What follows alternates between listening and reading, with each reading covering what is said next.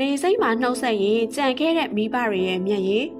လေစိတ်ဆိုတာပျော်ရွှင်စရာခရီးစိတ်တွေစတင်တဲ့နေရာလို့ထင်ကြတယ်။တကယ်တော့အခုခေတ်မှာလေစိတ်ဆိုတာနှလုံးသားတွေကွဲကြတဲ့နေရာတစ်ခုပါပဲ။ဟိုရောက်ရင်ဂယုဆိုင်တော့အလုတ်ကိုတေချာလုံတော့လို့မှားနေတဲ့မိဘတွေရဲ့မျက်နှာကိုတေချာကြည့်ဘူးလား။သားသမီးတွေစိတ်မကောင်းဖြစ်မှာဆိုလို့မျက်ရည်ကိုအန်ကျိတ်ပြီးဟန်ဆောင်ပြုံးနေကြတာပါ။ဒါပေမဲ့သားသမီးကလက်ပြပြီးအထဲကိုဝင်သွားပြီဆိုတာနဲ့ဟန်ဆောင်ထားတဲ့အပြုံးတွေပျောက်ပြီးထိန်းထားတဲ့မျက်ရည်တွေကျလာကြတယ်။သူတို့ဝမ်းနေတာသားသမီးနဲ့ခွဲရလို့တခုတည်းမဟုတ်ပါဘူး။ငါတို့ရှင်ခွင်အောက်မှာတော့တလောက်နေပူမခံခဲ့တဲ့ငါကလေးလေးသူများနိုင်ငံမှာဒုက္ခရောက်ရင်ဘသူကဲမလဲဆိုတဲ့စိုးရိမ်စိတ်တွေကြောက်ပါ။ပြည်ပရောက်နေတဲ့မိတ်ဆွေတို့ရေ